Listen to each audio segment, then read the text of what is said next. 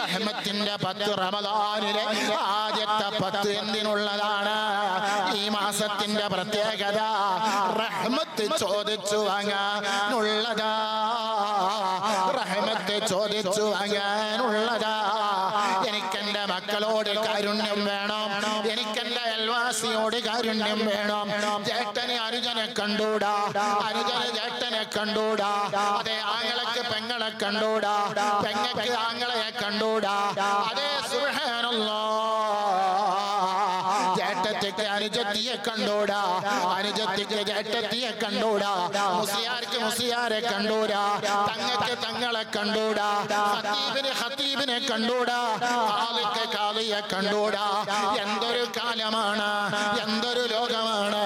എന്നോട് ആരും വിഷമം വെക്കണ്ട, പറയുക തന്നെ ചെയ്യും. ഇത് ഉള്ളതല്ലേ പറയുന്നത്. ഇതെന്തുകൊണ്ടെന്നാൽ കാരുണ്യം റബ്ബ് എടുത്തു കളഞ്ഞു പോയി, കാരുണ്യം റബ്ബ് എടുത്തു കളഞ്ഞു പോയി. അതുകൊണ്ട് മുഅ്മിനേ, കാരുണ്യത്തിനെ ചോദിച്ചു വാങ്ങിക്കോ. കാരുണ്യമില്ലെങ്കിൽ ഒന്നുമില്ലല്ലോ, കാരുണ്യമില്ലെങ്കിൽ ഒന്നുമില്ലല്ലോ. ചെറിയവരോട് കാരുണ്യം വേണം.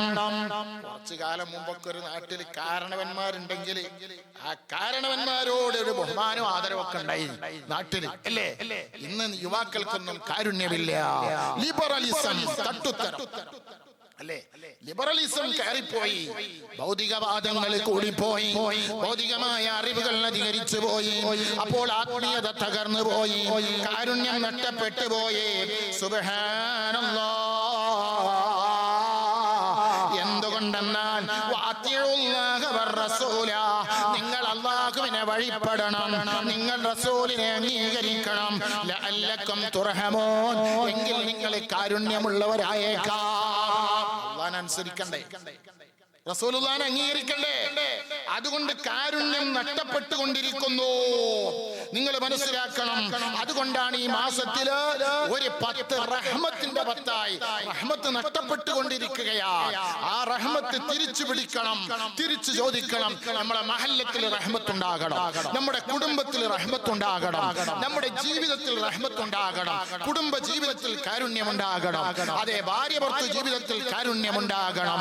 ഇന്നലെ എന്നോട് ഒരാൾ വന്നിട്ട് പറഞ്ഞു, എന്റെ റൂമിൽ വന്നിട്ട് ഒരാൾ പറഞ്ഞു, ഉസ്താദേ, ഞാനും ഭാര്യയും എന്നും ശണ്ടയാണ്, എന്നും ശണ്ടയാണ്. അടി നടക്കുന്നില്ല എന്ന് മാത്രമേ ഉള്ളൂ, ബാക്കിയുള്ള എല്ലാ സംഗതികളും നടക്കുന്നുണ്ട്. ഞാൻ അങ്ങ് ക്ഷമിച്ചേക്കലാണ്. നിങ്ങൾ ദുആരക്കണം, അല്ലാഹു തആല ഭാര്യയ്ക്ക് സന്മനസ് കൊടുക്കുമാറാകട്ടെ. നിങ്ങൾ നോക്ക്, ഭർത്താവും ഭാര്യയും തമ്മിൽ ശണ്ട, മക്കളും മാതാപിതാക്കളും തമ്മിൽ ശണ്ട. ഇങ്ങനെ എത്ര എത്ര സ്ഥലത്തുണ്ട്. ആരെയും കുറ്റം പറഞ്ഞിട്ട് കാര്യമില്ല. എന്താണ് കാരണം? റഹ്മത്ത് നഷ്ടപ്പെട്ടു പോയി. അതുകൊണ്ട് മുഅ്മിനീങ്ങളെ, റഹ്മത്തിലേക്ക് മടങ്ങണേ. അതാണ് മുത്തുനബി പഠിപ്പിച്ചത്, ഇസ്ലാം പഠിപ്പിച്ചത്. അതേ, ശഹ്റുൻ അവ്വലുഹു റഹ്മ, ശഹ്റുൻ അവ്വലുഹു റഹ്മ. കാരുണ്യമുണ്ടെങ്കിലേ നമ്മുടെ ജീവിതത്തിൽ ബറക്കത്തുള്ളൂ. ഒരാൾ നല്ല വീടുണ്ടാക്കി, നല്ല കോടികൾ ചെലവാക്കി വീടുണ്ടാക്കി, നല്ല ഭാര്യ, നല്ല മക്കള്, പക്ഷെ ഐക്യമില്ലെങ്കിൽ എന്തായിരിക്കും ആ വീട്ടിലെ അവസ്ഥ? നമ്മൾ ആലോചിച്ചു. ഒരാളൊരു പള്ളി ഉണ്ടാക്കിയ ഒരു മഹല്ലത്ത്, അല്ലേ? ആ പള്ളി നല്ല മനോഹരമായ പള്ളി, നോക്കുമ്പോ ഉസ്താദുമാര് തമ്മിൽ ഐക്യമില്ല. എന്തായിരിക്കും അവസ്ഥ? റഹ്മത്തില്ല, കാരുണ്യമില്ല. എന്തുകൊണ്ട്? ഈ റഹ്മത്ത് അല്ലാഹു തർഫഉർ റഹ്മത മിനൽ ഖുലൂബ്. അല്ലാഹു തആല റസൂലുള്ള പറയാണ്, യകൂനു ഫീ ആഖിരി സമാനി, അവസാന കാലഘട്ടം വരുമ്പോൾ കാരുണ്യത്തെ മനുഷ്യന്റെ ഹൃദയത്തിൽ നിന്ന് എടുത്തു കളയുമെന്ന് നബി മുഹമ്മദ് മുസ്തഫ. അല്ലാഹു കാത്തുരക്ഷിക്കട്ടെ, അല്ലാഹു കാത്തുരക്ഷിക്കട്ടെ. എന്ത് പറയണം, എന്ത് ചെയ്യണം, എന്താണ് ജനങ്ങളോട് പറയേണ്ടത്, എന്താണ് ജനങ്ങളെ ഏത് വഴിയിലേക്കാണ് ചലിപ്പിക്കേണ്ടത് എന്ന് പറയാൻ പറ്റാത്ത കാലം. സുബ്ഹാനല്ലാഹ്. അപ്പൊ ഞാൻ പറയുന്നത്, റഹ്മത്ത് കിട്ടിയാലേ മഗ്ഫിറത്ത് അല്ലാഹു തആല തരുകയുള്ളൂ. അപ്പൊ റഹ്മത്ത് ചോദിച്ചു വാങ്ങി നടുവിലെ 10ലേക്ക് പ്രവേശിക്കണം. ആ റഹ്മത്തും മഗ്ഫിറത്തും കിട്ടിയാൽ നരകത്തിൽ നിന്ന് രക്ഷപ്പെട്ടു. അവസാനം നമ്മൾ ചോദിക്കുന്നത് എന്താണ്? ആഖിറോ യതകും മിനന്നാർ. സുബ്ഹാനല്ലാഹ്. എന്നിട്ട് നബി തങ്ങൾ പറയുന്നത് എന്താണ്? മൻ തഖറബ ഫീ ബിഖസ്ലത്തിൻ മിനൽ ഖൈരി കാന കമൻ അദ്ദാ ഫരീദ. നബി തങ്ങൾ പറയുന്നത് എന്താണ്? സുന്നത്തിന് ഫർദിന്റെ കൂലിയാണ്. ഒരു സുന്നത്ത് ഒരാൾ ചെയ്താൽ ഫർദിന്റെ കൂലി കിട്ടുന്ന മാസം റമദാൻ അല്ലേ? ഒരു സുന്നത്ത് ചെയ്താൽ ഇങ്ങനെ എത്തെല്ലാം നന്മകൾ. സുബ്ഹാനല്ലാഹി യുളാഫുൽ ഹസനത്തു അസറ അംസാലിഹാ ഇലാ 700 ളഅഫൽ. അതേ 70,000 ഒരു ഹസനത്ത് ചെയ്താൽ 70,000 കൂലി കിട്ടുകയാണ്. 700 കൂലി കിട്ടുകയാണ്. എന്തിന്? സുബ്ഹാനല്ലാഹ്. ഒന്നിന് 700. അല്ലാഹു തആല തൗഫീഖ് ചെയ്യട്ടെ. ഒരു അൽഹംദുലില്ലാഹ് പറഞ്ഞാൽ, ഒരു അല്ലാഹു അക്ബർ പറഞ്ഞാൽ, ഒരു റകഅത്ത് നിസ്കരിച്ചാൽ, ഒരു അലിഫ് ലാം മീം എന്ന ആയത്ത് ഓതിയാൽ എത്രയാ കൂലി കിട്ടുന്നത് റമദാനിൽ? സുബ്ഹാനല്ലാഹ്. എന്നിട്ട് പറയുന്നു ഇദാ ജാ റമദാനുൻ ഫതിഹത് അബ്വാബുൽ ജന്ന. റമദാൻ ഇങ്ങോട്ട് ആയാൽ ഇതാ 11 മാസവും സ്വർഗം ചമഞ്ഞൊരുങ്ങുകയാണ്. സ്വർഗം അതാ അലങ്കാരമാവുകയാണ്. ആരൊക്കനിന്ന ദരിദ്രനായി കണ്ടെങ്കിലും കോടീശ്വരൻ നീ തന്നെ കാലത്തിലും കിളക്കണ്ട പൊട്ടണ്ട വെയിൽ കൊള്ളണ്ട.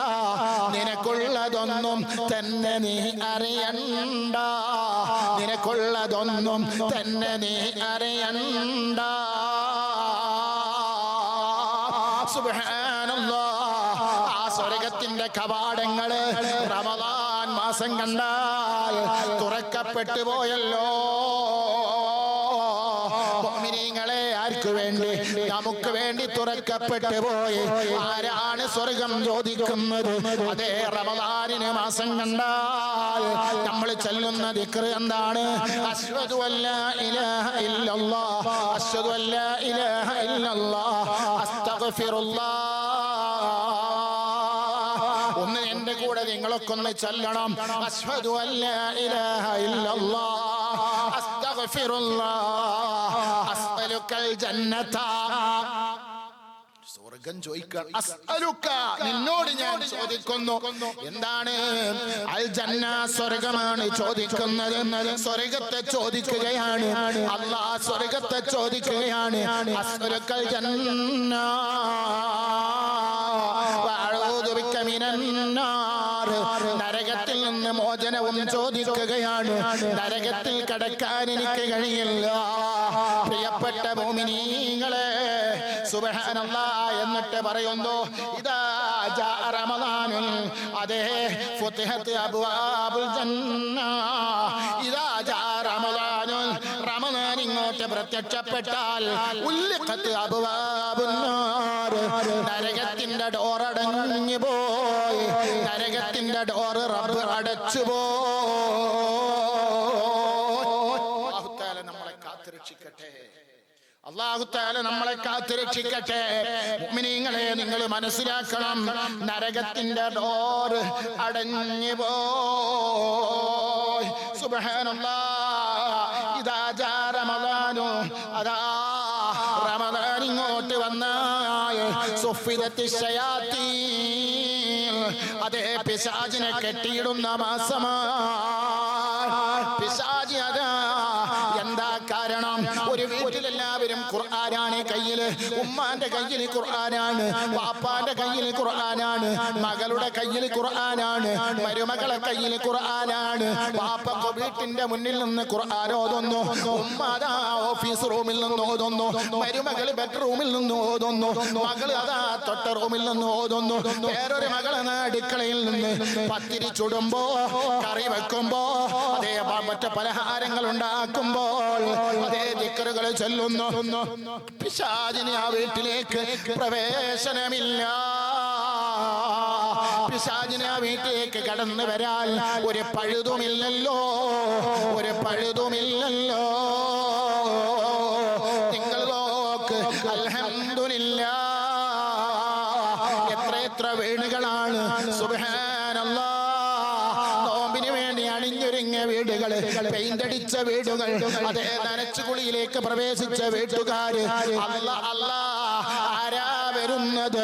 പുതിയ ആപ്പിള വരികയല്ല, മരുമകൻ ഗൾഫിൽ നിന്ന് വരുന്നതല്ല, പിന്നെ എന്താണ് വരുന്നത്? ശഹ്റു റമളാൻ,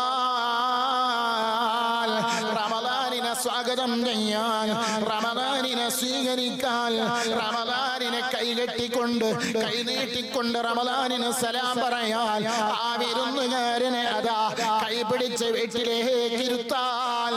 അല്ലാ അല്ലാ, വീട്ടിലെ വസ്തുക്കളൊക്കെ കഴുകി വെച്ച് പോയി, നിസ്കാര കുപ്പായങ്ങൾ കഴുകി വെച്ച് പോയി, പുതിയ നിസ്കാര കുപ്പായങ്ങളും മുസല്ലകളും വാങ്ങി വെച്ച് പോയി, തസ്ബീഹ്മാല വാങ്ങിപ്പോയി, അതേ തൊപ്പി വാങ്ങിപ്പോയി. അല്ലാ അല്ലാ, ഭക്ഷണം ഉണ്ടാക്കേണ്ട സാധനങ്ങളൊക്കെ വാങ്ങി വെച്ച് പോയി. ഇനി ഒന്നും തയ്യാറെടുക്കാനില്ല. എന്ന് മാസം കാണും, എന്ന് മാസം കാണും. ചില ഉമ്മമാര് പറയുന്നു, അതാ നോമ്പ് ചുകയുന്നുണ്ട്, നോമ്പ് മണക്കുന്നുണ്ടെന്ന് പറയുന്നു. ഈ പറഞ്ഞതിന്റെ അർത്ഥം എന്താ? നോമ്പ് വരാനുണ്ട്, നോമ്പ് പെട്ടെന്ന് വരട്ടെ, പെട്ടെന്ന് വരട്ടെ, ഞങ്ങൾ റെഡിയാണ്, റെഡിയാണ്. മർഹബൻ മർഹബാ, മർഹബൻ മർഹബാ. ആ വിഭാഗത്തിൽ എന്നെ പെടുത്തട്ടെ, നിങ്ങളെ പെടുത്തട്ടെ. അല്ലാഹു തൗഫീഖ് ചെയ്യട്ടെ. ബഹുമാനപ്പെട്ട നബി തങ്ങൾ പറയാണ്,